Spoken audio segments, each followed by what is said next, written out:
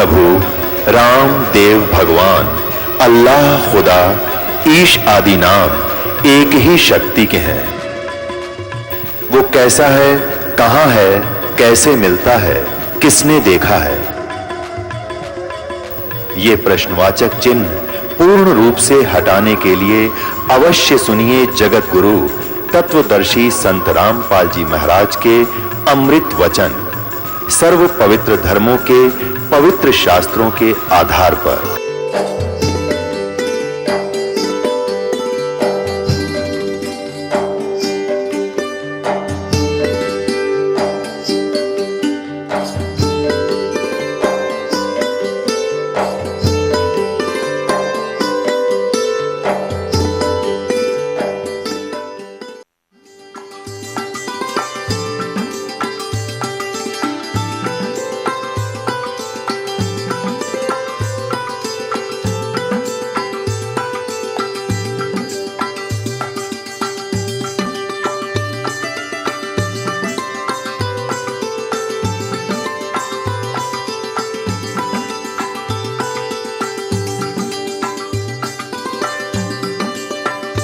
कर जोरूं विनती करूं, धरूं चरण पर शीसे।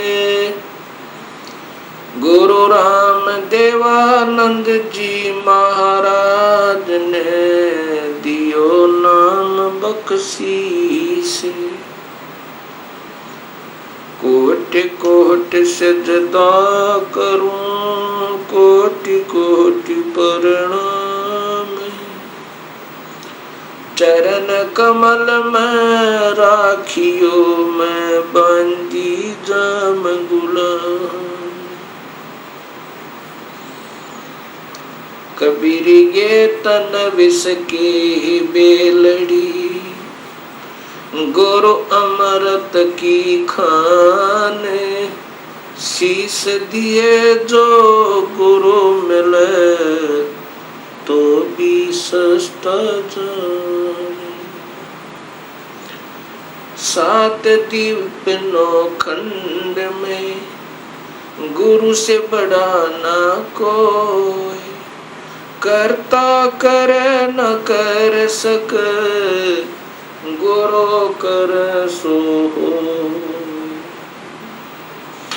ग्रीब नमो नमो सतपुरुष को, नमस्कार गुरु कीन। सुर नर मुनि जन साधवा, संतों सर्वस दीन। सतगुरु साहिब संत सब, दंडवतम प्रणामी। आगे पीछे मध्य हुए, तिनको जा कुर्बानी। निराकार निर्वेशम, काल जाल भंजनम। निर्लेपम निज निर्गुणम, अकल अनुप बेसुंधुनम। सोहम सुरत समापतम, सकल समाना नीरतले। उज्ज्वल हिरंबरे हरदमम, बेपरवाह था है वार पार नहीं मदतम। ग्रीब जो सुमर सद होई, गणनायक गलताना। करो अनुग्रह सोई, पारस पद परवाना। आद गणेश मनाऊं, गणनायक देवन देवा। चरण कमल लोलाऊं, आद अंत करूं सेवा। परम शक्ति संगीतम, रिद्धि सिद्धि दाता सोई। अवगत गुण अतीतम, सतपुरुष निर्मोही। जगदम्बा जगदीशम, मंगल रूप मुरारी। तन मन अर्पों शीसम, भक्ति मुक्ति भंडारी। सुर नर मुनि जन ध्यावे, ब्रह्मा विष्णु महेशा। शेष सहस मुख गावे, पूज्य आदि गणेशा। इंद्र कुबेर सरीखा, वरुण धर्म राय ध्यावे। समर्थ जीवन जी का मन इच्छा फल पावे। 33 कोटि आधारा जावे शेष 88 उतरे भव जल पारा कट है यम की फांसी। 33 कोटि आधारा जावे शेष 88 उतरे भव जल पारा कट है यम की फांसी।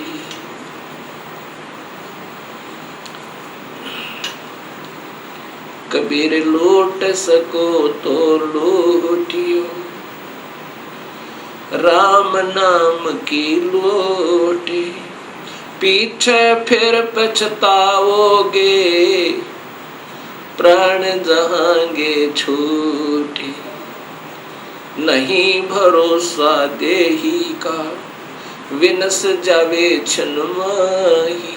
श्वास उसास में सुमरण करो और यतन कछु नाही। कबीर श्वास श्वास में नाम जपो व्यर्थ श्वास मत खो।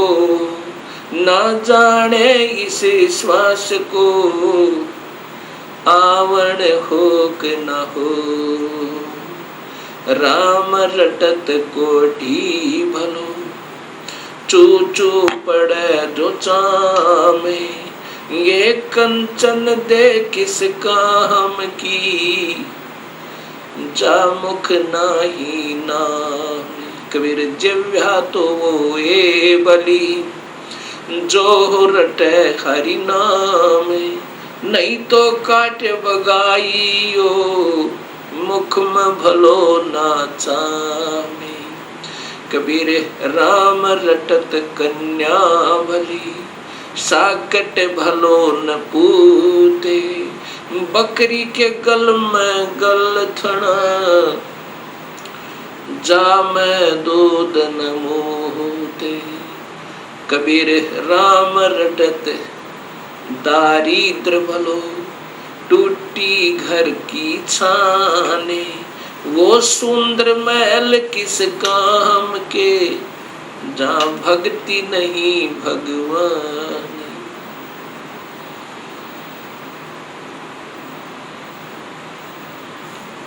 परमपिता परमात्मा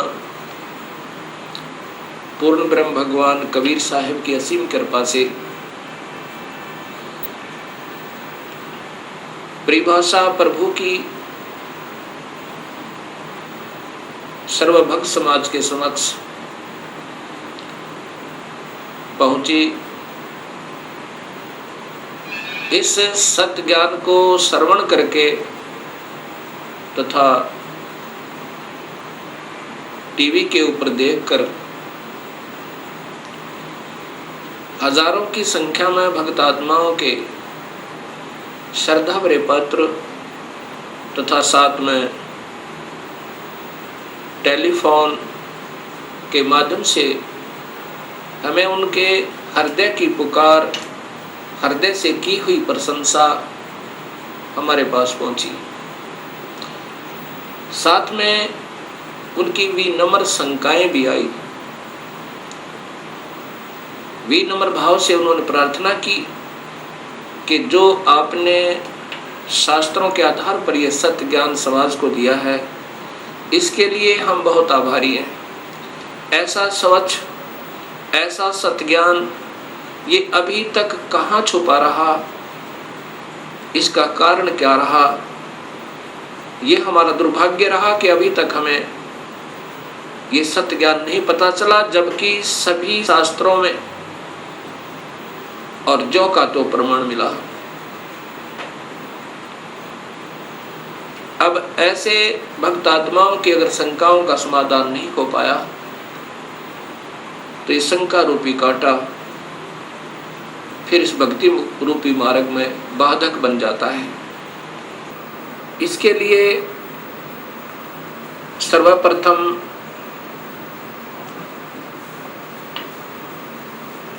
सृष्टि रचना का ज्ञान होना बहुत जरूरी है। जब तक हम सृष्टि रचना को ढंग से नहीं समझ पाएंगे तब तक हम इस सत्य ज्ञान को नहीं कैच कर सकते, नहीं पकड़ सकते, नहीं समझ सकते।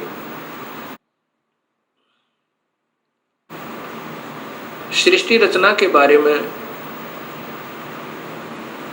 अभी तक समाज को, भगत समाज को, अपना कोई समाज नहीं है, कोई धर्म नहीं है हमारा एक ही धर्म है, मानव धर्म,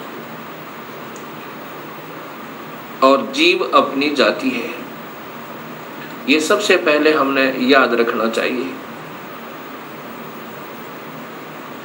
जीव हमारी जाति है, मानव धर्म हमारा, हिंदू मुस्लिम सिख ईसाई ये धर्म नहीं कोई न्यारा है।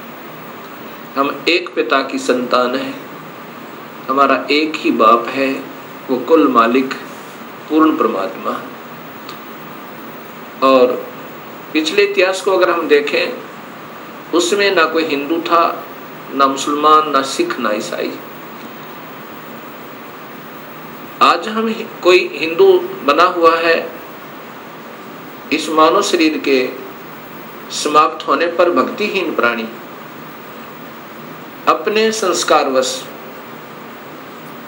कभी पशु बन जाएगा, कभी पक्षी बनेगा, कभी पानी के जलचर बन जाएंगे।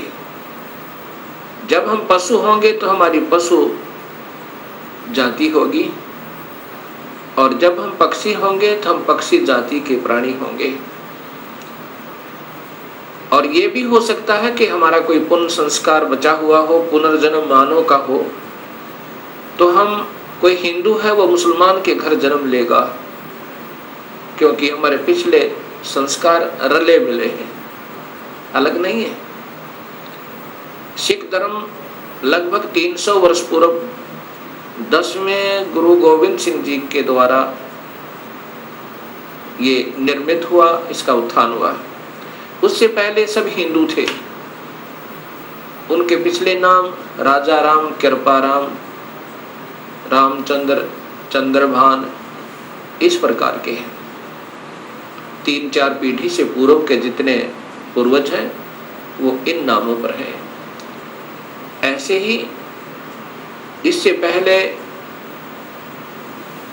मुसलमान धर्म नहीं था।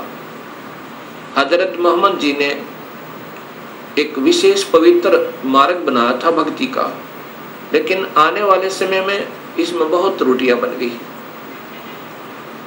ऐसे ही पहले ईसा जी ने एक निर्मल भक्त समाज तैयार किया था, उससे पूर्व अब्राहिम जी ने, ऐसे ये आदम जी से पहले हिंदू धर्म था, और हिंदू से पहले केवल आर्य हुआ करते थे, कोई धर्म नहीं था। अब हमने ये विचार करना पड़ेगा कि हम दो नहीं हैं। जहां से भी भक्ति प्रारंभ होती है वो निर्मलता के आधार पर है। बीड़ी, शराब, मांस, तंबाकू उसमें कभी प्रयोग नहीं होता, और केवल एक प्रभु की ही साधना प्रारंभ होती है। आने वाले समय में उसमें त्रुटियां आ जाती हैं। मनमुखी गुरु लोग उसमें ढेर सारी त्रुटियां पैदा कर देते हैं, और जिसके कारण वो समाज का प्रारूप बदल जाता है, भक्त समाज का, उस धर्म का एक प्रारूप बदल जाता है, वास्तविकता नहीं रहती। फिर ऐसे ही सदियों उपरांत फिर ये मार्ग प्रारंभ होता है। उसमें प्रारंभकर्ता को कठिनाइयां अवश्य आती हैं। समाज समझता है कि ये निंदक है, सभी को की साधनाओं को गलत बता रहा है। बिल्कुल नहीं, गलत उनको लगेगा ये मार्ग जिनको स्वयं शास्त्रों का ज्ञान नहीं, और उनके गुरुदेव अधूरे हैं, जिन्होंने आज तक ये नहीं बताया कि ये सृष्टि कैसे रचेगी, जबकि शास्त्रों में विद्यमान है ये सारा ज्ञान। अब सबसे पहले हमने सृष्टि रचना का सही ज्ञान होना चाहिए। तो अब दास आपको सृष्टि रचना बताना चाहेगा। सर्वप्रथम केवल एक ही प्रभु था, उसका नाम कबीर है। वास्तविक नाम उस परमात्मा का कबीर है। वो अनामी लोक में, अकय लोक में रहता था और वहीं पर हम सब जीव उसी परमेश्वर कबीर में समाये हुए थे। उसके बाद उस परमात्मा ने स्वयं प्रकट होकर, अर्थात अपने उस अनामी लोक में स्वयं ही 3 नीचे के लोकों की और रचना की। अलख लोक, अगम लोक, फिर अलख लोक और नीचे का सतलोक। फिर सतलोक में आकर के उस परमेश्वर ने अन्य रचना की। सर्वप्रथम एक शब्द से 16 द्वीपों की रचना की। उसके बाद 16 शब्द फिर उच्चारण किए, उनसे अपने 16 पुत्रों का निर्माण किया, उनकी शब्द से उत्पत्ति की, वचन से, और उनको उन 16 द्वीपों में रहने की आज्ञा दी। उनमें से एक पुत्र अचिंत को उस सत पुरुष ने, क्योंकि सतलोक में उपमात्मक नाम उसी कबीर परमेश्वर का सतपुरुष, नि अक्षर पुरुष, परम अक्षर पुरुष, शब्द स्वरूपी राम, अकाल मूर्त, पूर्ण ब्रह्म, ये उनके उपमात्मक नाम हैं और वास्तविक नाम उस परमेश्वर का कबीर है।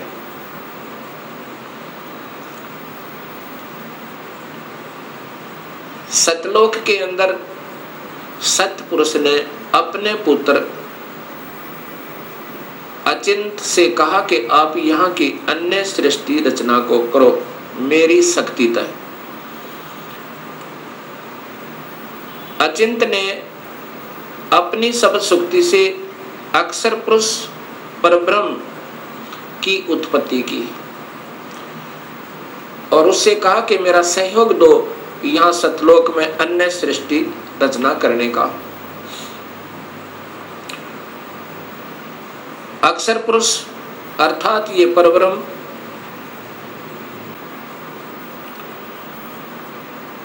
एक सतलोक में बने हुए मान सरोवर में, उसके अंदर अमृत जल है। सतलोक के अंदर जल अमृत है। उस अमृत सरोवर में प्रवेश कर गए और वहां आनंद से विश्राम करने लगे। अक्षर पुरुष को निद्रा आ गई। सतलोक के अंदर श्वासों से शरीर नहीं है। काफी समय तक सोते रहे। तब सतपुरुष ने अपनी शब्द शक्ति से एक अंडा, जल अमृत तत्व से एक अंडा बनाया और उसमें एक आत्मा प्रवेश की। उस आत्मा समेत उस अंडे को उस जल में डाला, अमृत सरोवर में, उस मान सरोवर में। वो अंडा गड़गड़ गड़गड़ करता हुआ नीचे जा रहा है तो अक्षर पुरुष अर्थात इस पार ब्रह्म की निद्रा भंग हुई। जब ही कोई अधूरी निद्रा से जागता है उसके अंदर कुछ कोप होता है। अब जो ही उसने अपनी कोप सहित दृष्टि से देखा कि मेरी निद्रा किसने भंग कर दी, तब उसका वो कोप उस अंडे पर पड़ा। अंडा 2 भाग हो गया। उसमें से ये ब्रह्म निकला, क्षर पुरुष। ब्रह्म अर्थात क्षर पुरुष, इसी को ज्योत स्वरूपी निरंजन, वास्तव में इसका नाम कैल है, कैल। और यही आगे चल के काल कहा, ये आने वाले इसी विवरण में आपको ज्ञान होगा। आकाशवाणी सतपुरुष ने की कि तुम दोनों बाहर आओ। अक्षर पुरुष तुम निद्रा में थे और आपके बिना यहाँ सृष्टि नहीं रची जा रही थी। तुम दोनों बाहर आओ और तुम्हें जगाने के लिए सारी क्रिया की गई और तुम दोनों के दोनों अचिंत के लोक में रहो।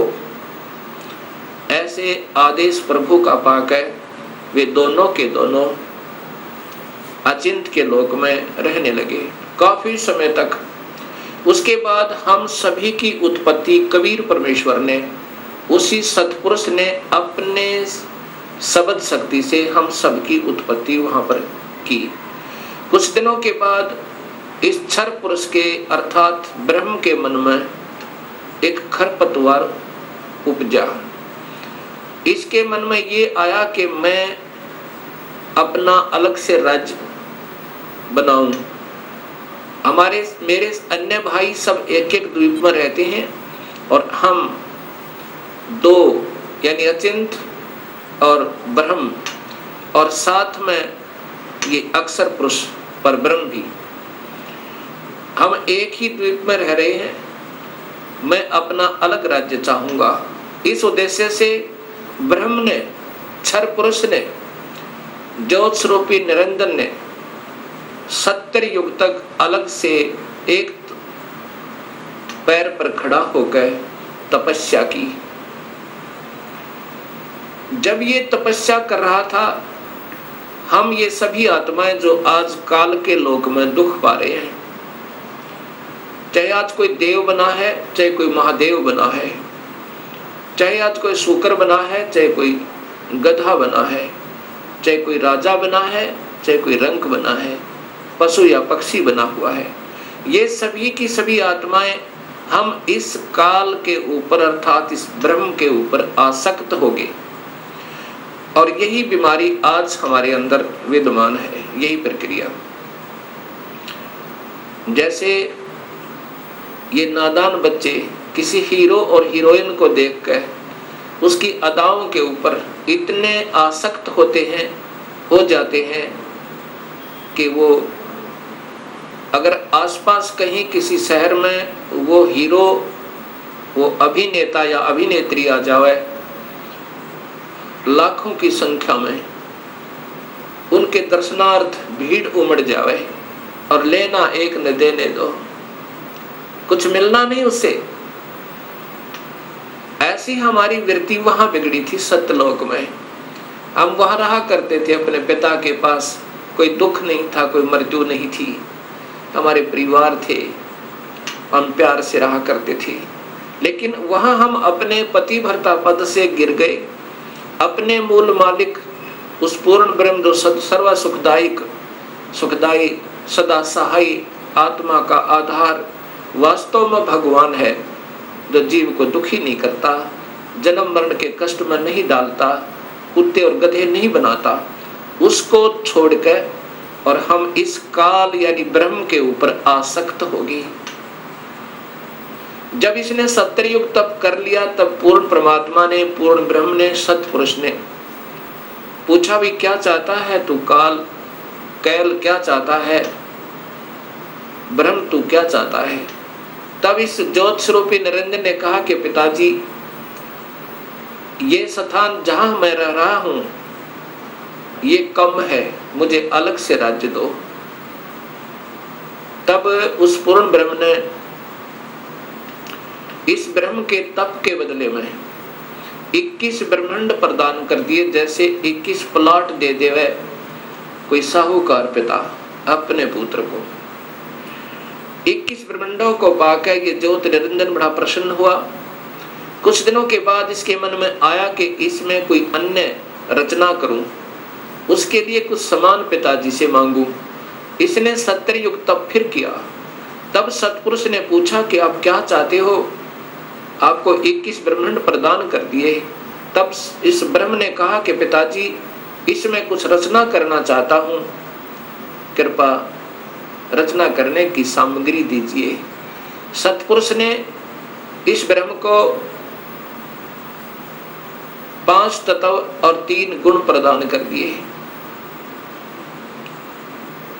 इसके बाद इसने सोचा कि ब्रह्म ने सोचा कि इसमें जीव भी हो, मेरा अकेले का मन नहीं लगता। इस उद्देश्य से 64 युग तप फिर किया। तब सतपुरुष ने पूछा कि क्या चाहता है ज्योत निरंजन, अब तो तुझे मैंने जो मांगा सो दे दिया। तब ब्रह्म ने कहा, पिताजी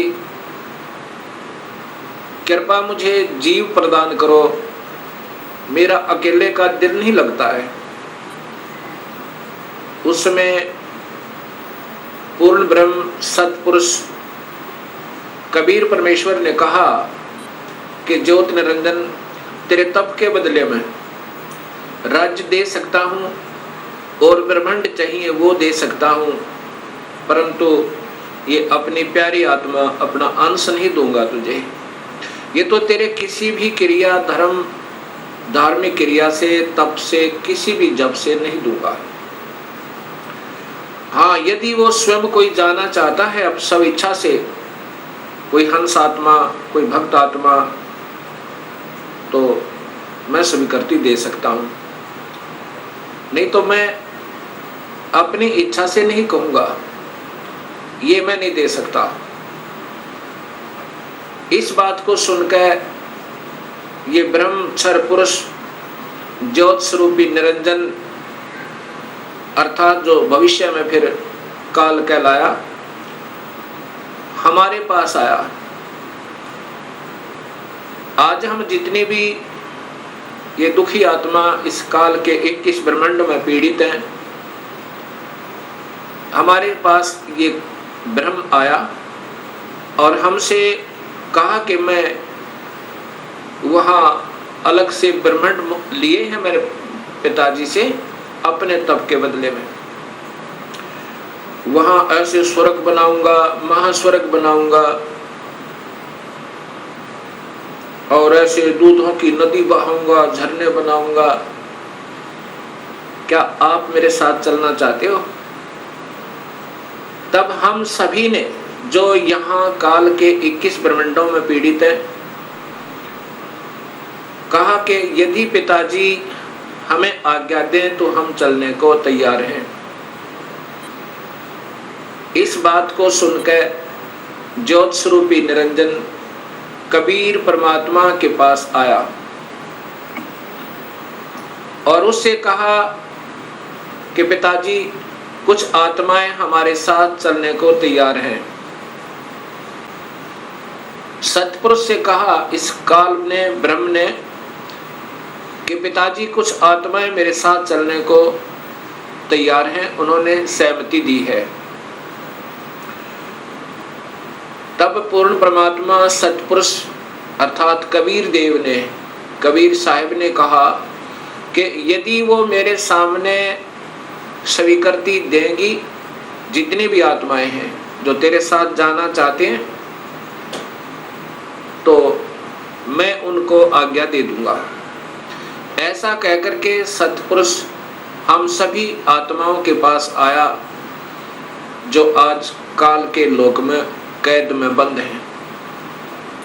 सतपुरुष ने, उस अकाल मूर्त ने, शब्द स्वरूपी राम ने हमसे पूछा कि जो आत्मा इस ब्रह्म के साथ जाना चाहती हैं वो अपनी सहमति व्यक्त करें। उस समय हम सभी घबरा गए और नहीं हिम्मत पड़ी अपने पिता के सामने स्वीकृति देने की। उस समय एक आत्मा ने सर्वप्रथम हिम्मत किया, डेयर किया और कहा कि पिताजी, मैं इस ब्रह्म के साथ जाना चाहता हूं। उसकी देखा देखी फिर हम सभी ने स्वीकृति दे दी।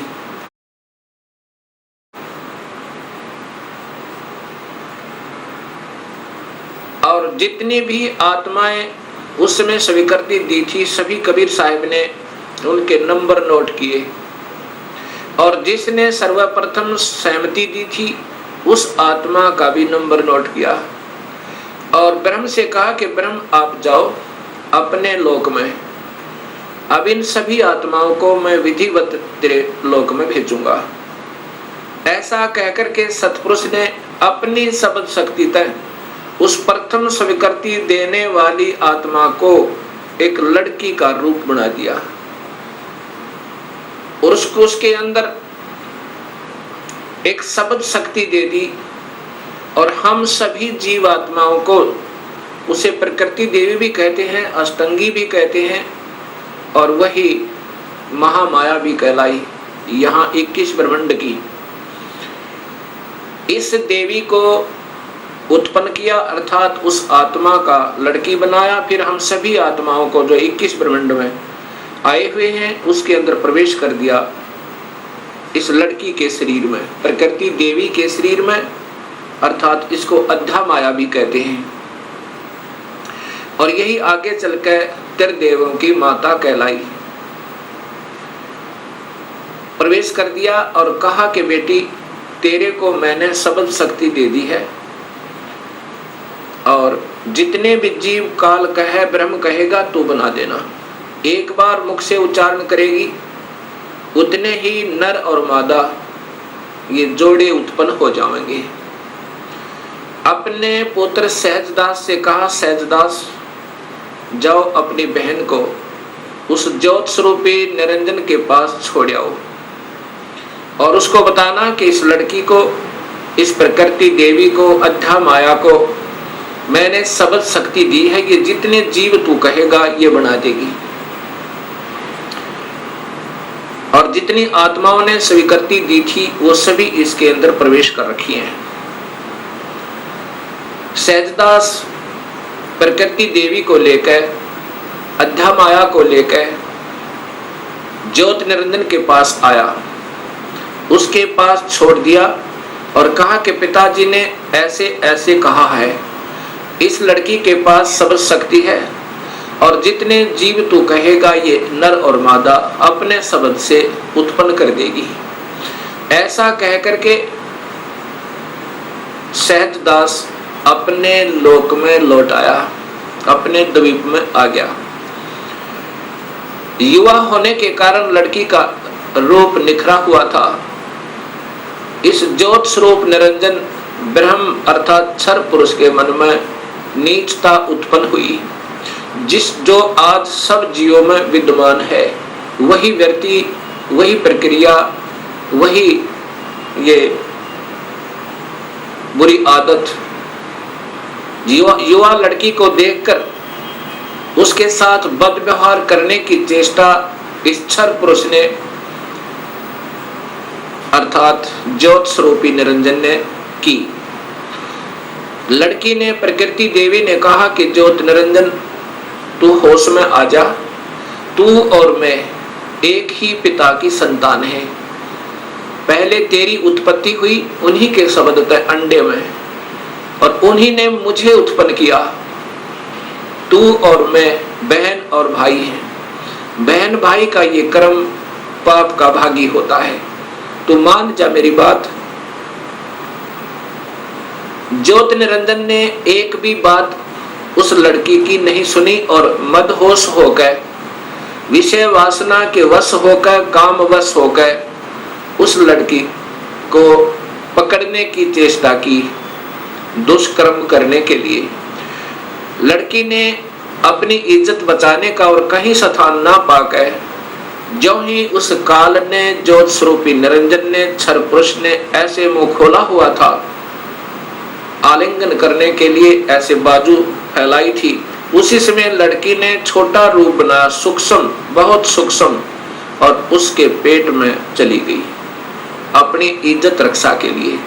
वहां से अपने पिता से पुकार की, हे परम पिता, हे सतपुरुष, हे कबीर परमेश्वर, मेरी रक्षा करो। इस प्रकार मैं काल से अपनी इज्जत रक्षा के लिए, इस ब्रह्म से अपनी इज्जत रक्षा के लिए इसके पेट में प्रवेश हूं, और मुझे आकर मेरी रक्षा करो, मुझे बचाओ इससे।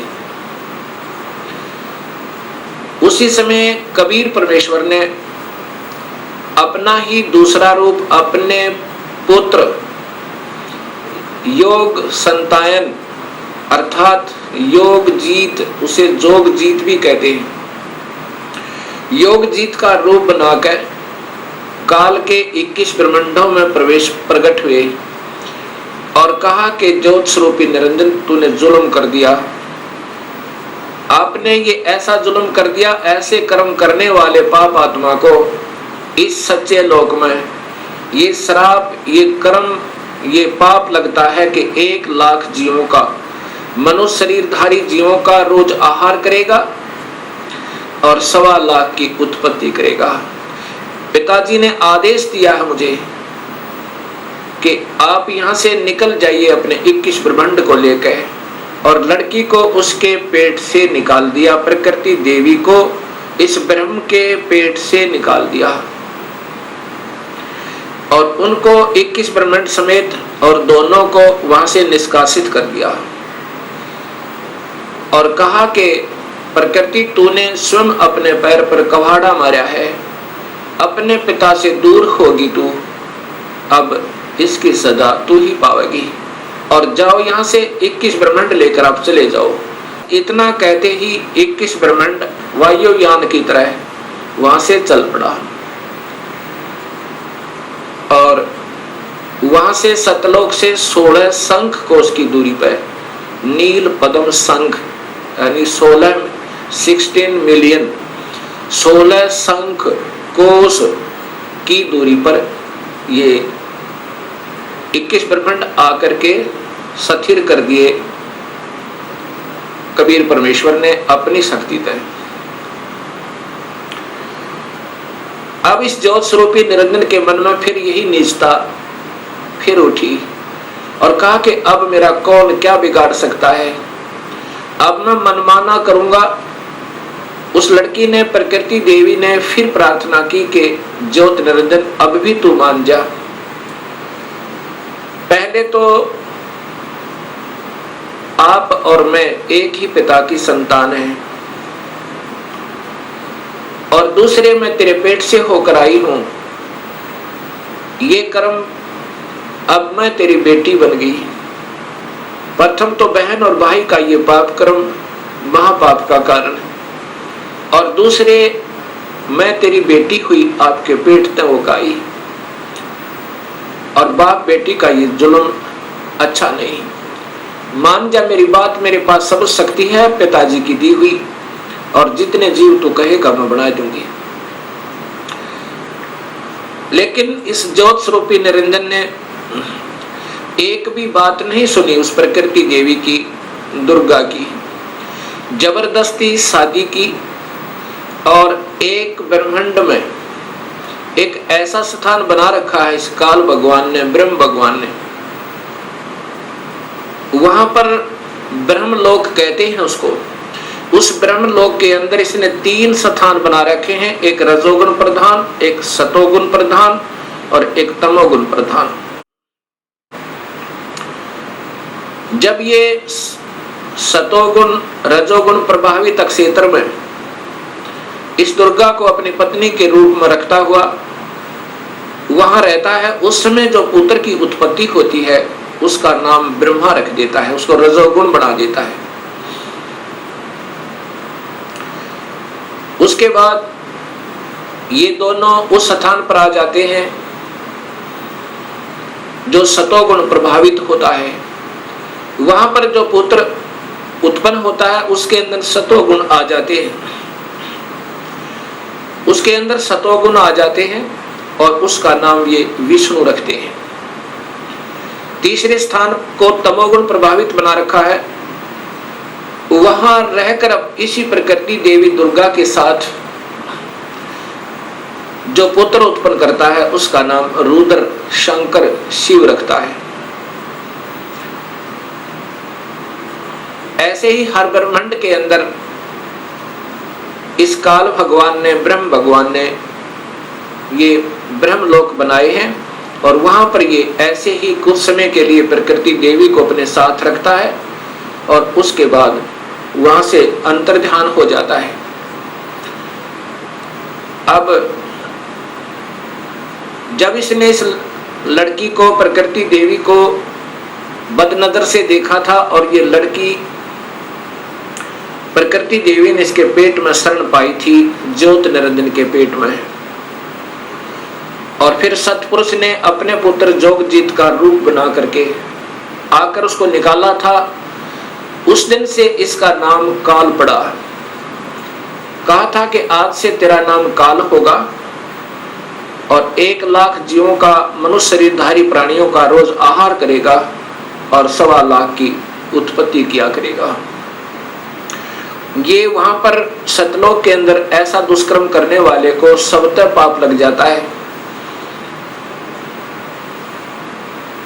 अब ज्योत स्वरूपी निरंजन काल ने अपनी पत्नी से कहा कि मैं ऐसे स्थान पर रहूंगा जहां पर कोई नहीं आ सकता, और आज के बाद मैं किसी भी 20 ब्रह्मांड के अंदर किसी भी व्यक्ति को, किसी भी प्राणी को आकार रूप में दर्शन नहीं दूंगा। मुझे निराकार समझा करेंगे, लेकिन मैं अपने वास्तविक रूप, काल रूप में, अपने 21वें ब्रह्मांड में रहा करूंगा। वहां पर कोई नहीं आ सकता, ना ब्रह्मा आ सकता, ना विष्णु आ सकता, ना शिव आ सकता, और ना ही कोई वेदों में के अनुसार साधना करने वाले साधक आ सकते। मैं वहां रहा करूंगा और सर्व कार्य मैं गुप्त रूप से किया करूंगा। तब प्रकृति देवी ने कहा कि निरंजन मैं तेरे वश होगी, अब कुछ भी नाच नचा। इतने बड़े ब्रह्मांडों को, इन 20 ब्रह्मांडों को मैं कैसे चलाऊंगी एक स्त्री की जाति, और तू मुझे छोड़कर जा रहा है, कहता मैं आज के बाद किसी को दर्शन नहीं दूंगा। तब ज्योत स्वरूप निरंजन अर्थात इस काल भगवान ने, ब्रह्म ने कहा कि प्रकृति चिंता ना करे, जो कुछ भी करूंगा वो मैं ही करूंगा, तुम तो निमित्त मात्र होगे, और ये बच्चे ब्रह्मा विष्णु महेश ये भी केवल निमित्त होंगे। इन सब का रिमोट मेरे पास होगा, सब कार्य मैं करवाऊंगा, तू चिंता मत कर। और जब ये बच्चे थोड़े से सियाने हों, इनको अचेत कर देना। जब ये बाल अवस्था से ऊपर उठे, इनको अचेत कर देना और मेरा भेद मत बताना।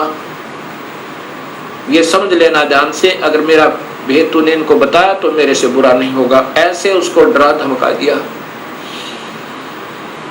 इस प्रकार ये काल उसके बाद निराकार कहलाता है, लेकिन ये आकार में अपने उस काल लोक में विद्यमान रहता है। जब ये बच्चे ब्रह्मा विष्णु महेश सियाने हुए, तब तक इनको अचेत रखा गया। जब ये सियाने हुए, उसमें ब्रह्मा को कमल के फूल पे, विष्णु को शेष सैया पे, और शिव को एक कैलाश पर्वत पे इनको बेहोश रखा हुआ था, और फिर वहां पर सचेत कर दिया। सबसे पहले ब्रह्मा को कमल के फूल पे इसी स्वयं ब्रह्म ने, काल ने अपने ही नाभि से एक कमल प्रकट किया। वो महाविष्णु, महाब्रह्मा, महाशिव रूप में, 3 रूप में ब्रह्मलोक में रहता है, हर ब्रह्मांड के अंदर। उस समय ब्रह्मा को उस कमल के फूल पर रख दिया। ब्रह्मा को ये नहीं मालूम कि मैं कहां से उत्पन्न हुआ, कौन मेरा माँ है, कौन मेरे पिता है। उसके बाद आकाशवाणी हुई कि तुम तप करो। ब्रह्मा ने 1000 वर्ष तक तप किया। फिर आकाशवाणी हुई कि सृष्टि करो। तब ब्रह्मा ने सोचा कि मैं काहे की सृष्टि करूं, सब जगह जल ही जल है, कहीं पृथ्वी दृष्टि गोचर नहीं हो रही है। इतने में मधु और कैटब नाम के 2 राक्षस काल ने प्रेरित करके और ब्रह्मा की ओर भेज दिए। ब्रह्मा डर के मारे उस कमल के फूल को के डंठल को पकड़कर नीचे उतर गया, बहुत स्पीड तक। नीचे जब आया तो उसी जल के ऊपर एक शेष सैया पर चतुर्भुज रूप में एक व्यक्ति सो रहा है। उसके हाथों में शंख, चक्र, गदा, पद्म है। जब ब्रह्मा वहां पहुंचा, उसी समय उस वो विष्णु जी थे, जो त्रिलोकीय विष्णु जी थे, उनमें से एक शक्ति निकली, वो आकाश में छा गई। उस समय ये ब्रह्मा विष्णु जी होश में आए इतने में मधु और कैटभ भी पहुंच गए। मधु और कैटभ के साथ भगवान विष्णु ने 5000 वर्ष तक युद्ध किया, वो नहीं मरे। फिर उस शक्ति ने जो आकाश में छाई थी, एक लड़की का रूप बनाया, देवी का, और मधु कैटभ को मोहित किया, अपनी ओर आकर्षित किया अपनी कलाओं से, अदाओं से। जब मधु और कैटभ उस लड़की की तरफ देखने लगे तो विष्णु जी ने पीछे से उनकी गर्दन पकड़कर दोनों को मार डाला। अर्थात 5000 वर्ष तक भगवान विष्णु से 2 राक्षस नहीं मरे। वो भी तब मरे जब उस माता ने सहयोग दिया, उनको अट्रैक्ट कर लिया, आसक्त कर लिया। इससे 2 बातें सिद्ध होती हैं कि ये समर्थ नहीं है। जब 5000 वर्ष तक 2 राक्षस नहीं मर पाए भगवान विष्णु से, तब ब्रह्मा जी और विष्णु 2 थे। इतने में रुद्र अर्थात ये शिव भी वहीं प्रकट हो गया। ब्रह्मा जी देवी भागवत महापुराण में बताता है कि फिर हम 3 हो गए, ब्रह्मा, विष्णु और शिव। तब देवी ने कहा कि तुम तीनों देवता अपने अपने कार्य को ध्यान से सुनो और उस पर संलग्न हो जाओ। ब्रह्मा जीवों की उत्पत्ति करवावे, उनको रजोगुण प्रभावित करके, ये केवल इतने ही ब्रह्मा हैं। और विष्णु फिर इनके आपस में सतिथि बनाए रखा है, मोह ममता में फंसाए रखा है, ये विष्णु जी की ड्यूटी है। और शिव की ड्यूटी है कि ये संहार करे। तब इन तीनों ने कहा कि हे माई, हे देवी, कहीं पर पृथ्वी नजर नहीं आ रही है और पृथ्वी के बिना प्राणियों की सृष्टि, स्थिति और संहार असंभव है। तब वो देवी मुस्काई और कहा कि तुम, इतने में एक विमान आया और कहा कि तुम तीनों के तीनों इस विमान में बैठो और चिंता मत करना, घबराइयो मत। उस समय ये तीनों के तीनों ब्रह्मा विष्णु महेश विमान में प्रवेश कर गए। विमान मन की गति से चला, बहुत तीव्र गति था। कहां पहुंचा? ब्रह्मलोक में पहुंचा, जहां पर ये काल भगवान 3 रूपों में रहता है, जहां इनकी उत्पत्ति की जाती है, ब्रह्मा विष्णु महेश की। और वहां पर कोई नहीं जा सकता, ना वेद विधि से, किसी साधना तक, ना तप से, ना यज्ञ से, ना हवन से, किसी प्रकार से नहीं जा सकता, ना किसी जप से। वहां पर तो ये अपनी कृपा से ही ले जा सकता है, ये काल भगवान सोचल सिद्ध करके। वहां जाकर के इन्होंने क्या देखा?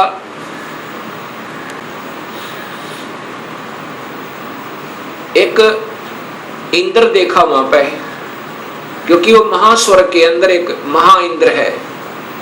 उसके बाद फिर आगे विमान गया, वहां एक ब्रह्मा देखा। जब दूसरा ब्रह्मा देखा तो शिव और विष्णु ब्रह्मा जी से पूछने लगे कि हे चतुरानन, ये दूसरा ब्रह्मा कौन है? तब ब्रह्मा जी ने कहा, मुझे नहीं मालूम ये कौन है। उसके बाद विमान आगे चला।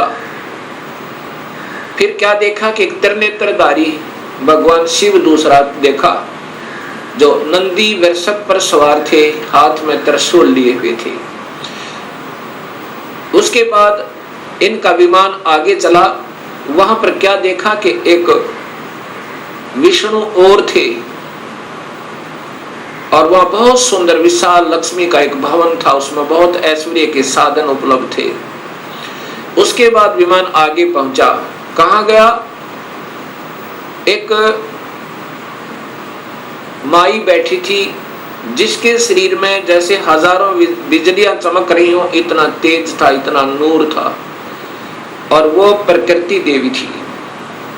ये ब्रह्मा विष्णु महेश की मां थी, मां है जो इन्होंने देखी। विमान वहां रुका। देवी एक विशाल भवन के अंदर विराजमान थी। तब उसने कहा कि तुम तीनों के तीनों जहाज से नीचे उतरो। हम नीचे उतरे।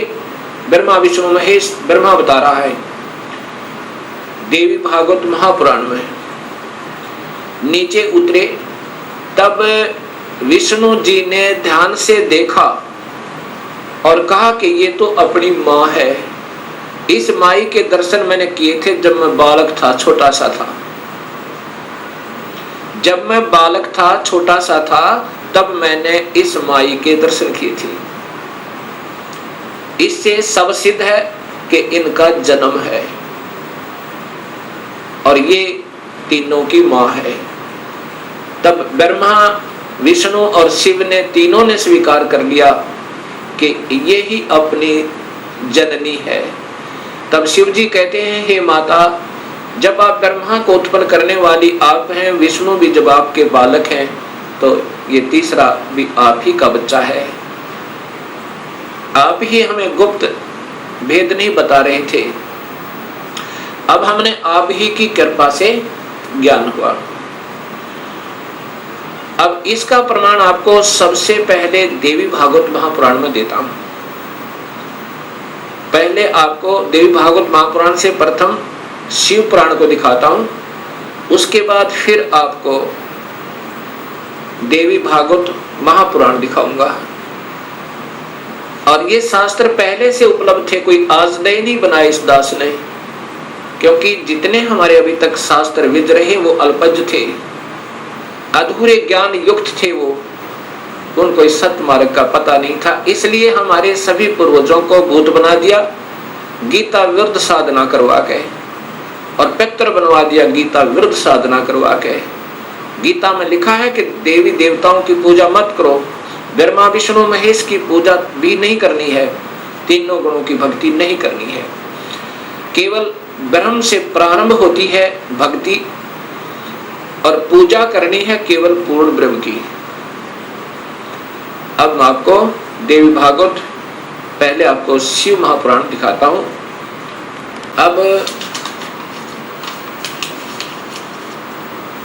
अब देखिएगा भक्तात्माओं, ये शिव महापुराण, ये शिव महापुराण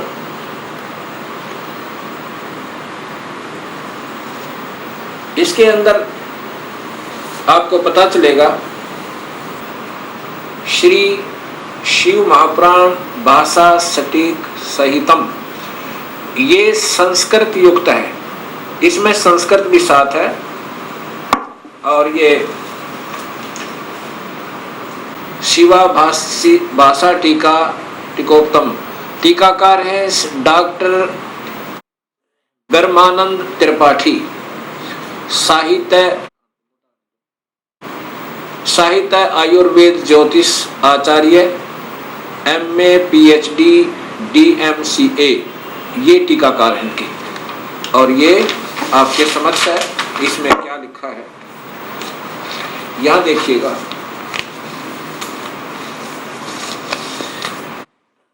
यहां से पढ़िएगा, ये संस्कृत है और ये हिंदी आपको दिखाना चाहूंगा। प्रलय काल में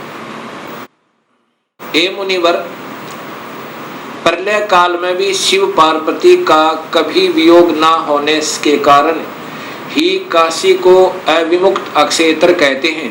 प्राचीन काल में शिवजी ने इस अक्षेत्र का नाम पहले नंदनवन और बाद में अविमुक्त रखा था।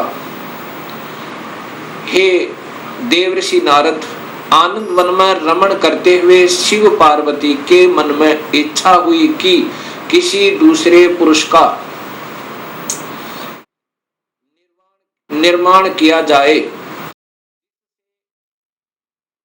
जिसके ऊपर अपने इस महासागर को डालकर हम दोनों स्वच्छंद होकर वैराग्य धारण कर केवल काशीपुरी में निवास कर सकें। वही सदा सब कुछ करे, वही रक्षा करे और अंत में मेरे अनुग्रह से वही सृष्टि का संवरण भी करे। चिंता रूपी लहरों से चलायमान चिंता रूपी समुद्र को बटोर कर रजोगुण रूपी विदुम से विस्तृत करे। अब यहां देखिएगा, ये ना अपने हिसाब से लगा रखेंगे। ऐसे विचार कर उस सर्वव्यापक भगवान ने उस पराशक्ति के 10वें अंग, ये 10वां अंग देखिएगा, ये ध्यान रखना, 10वें अंग अर्थात योनि में सुधार रूपी आवास का प्रयोग किया। ये दिखाना चाहते हैं आपको कि ये कहना क्या चाहते हैं हम। तब उससे तीनों लोकों में सुंदर एक पुरुष प्रकट हुआ, जो शांत एवं सतोगुण से युक्त था, गंभीरता में समुद्र के सम्मान तथा अक्षमावान था। हे मुनि, वह पुरुष इंद्र लक्ष्मणी के सदृश कांति वाला, अर्थात ये था कौन, ये देखिएगा नीचे। शिव जी ने कहा, उस जो पुत्र उत्पन्न हुआ उसको कहा, सर्वव्यापक होने से तुम्हारा विष्णु यह प्रसिद्ध नाम होगा। ये देखिए जानता है, फिर देखिए, सर्वव्यापक होने से शिव ने कहा, शिव जी ने कहा, सर्वव्यापक होने से के कारण तुम्हारा विष्णु यह प्रसिद्ध नाम होगा। अब इससे सिद्ध हो गया कि शिव जी से विष्णु की उत्पत्ति। एक बार फिर लीजिए,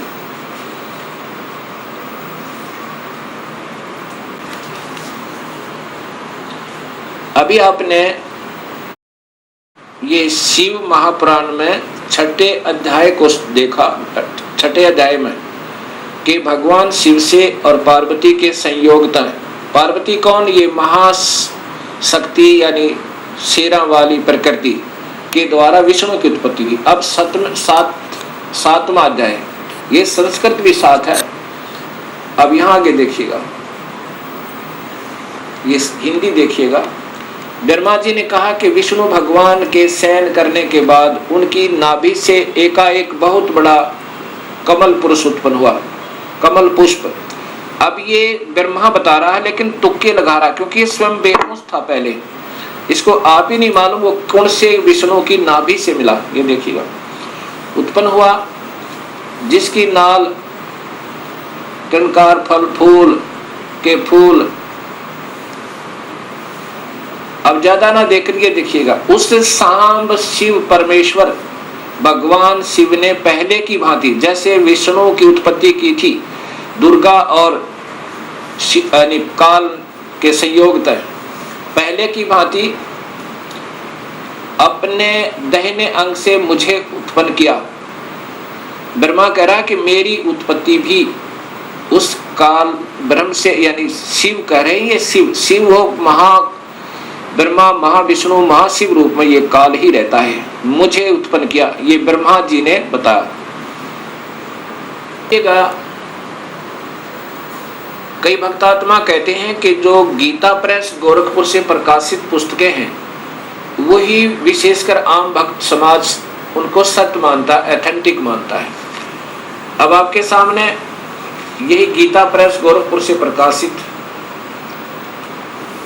ये पुस्तक दिखाते हैं, शिव महापुराण।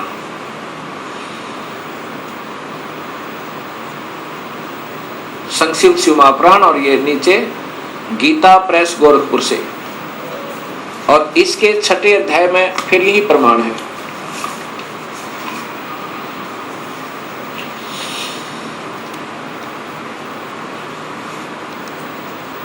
इसी शिव महापुराण का ये छठा अध्याय है।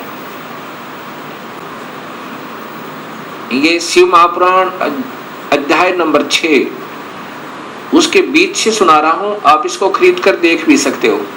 जिससे परब्रह्म के विषय में ज्ञान और अज्ञान पूर्ण उक्तियों द्वारा इस प्रकार ऊपर बताए अनुसार विकल्प किए जाते हैं। उसने कुछ काल के बाद सृष्टि का समय आने पर द्वितीय की इच्छा प्रकट की, उसके भीतर एक से अनेक होने का संकल्प उदित हुआ। तब उस निराकार परमात्मा ने अपनी लीला शक्ति से अपने लिए मूर्ति आकार की कल्पना की। वह मूर्ति संपूर्ण ऐश्वर्य गुणों से संपन्न, सर्वज्ञानी, ज्ञानमयी, शुभ स्वरूपा, सर्वव्यापिनी, सर्वरूपा, सर्वदर्शनी, सर्वकारिणी, सबके एकमात्र वंदनीय, सर्वदा सब कुछ देने वाली और संपूर्ण संस्कृतियों का केंद्र थी। उस शुद्ध रूपणी ईश्वरीय मूर्ति की कल्पना करके वह अद्वितीय, अनादि, अनंत, सर्व प्रकाशक, चिंत, सर्वव्यापी और अविनाशी परब्रह्म अंतर्हित हो गया। ये काल की कलाएं हैं सारी, और ये अनजान लेखक जिनको कुछ ज्ञान नहीं, इस काल को ही सब उपमा दे रहे हैं उस पूर्ण ब्रह्म के तुल्य, जो मूर्ति रहित परम ब्रह्म है। अब यहाँ मूर्ति हो गया और फिर मूर्ति रहित भी है। अब ये काल की ही कला है, वो क्या बन गया, शिव रूप में आ गया। उसकी मूर्ति यहाँ देखो, चिंत में आकार भगवान सदाशिव है।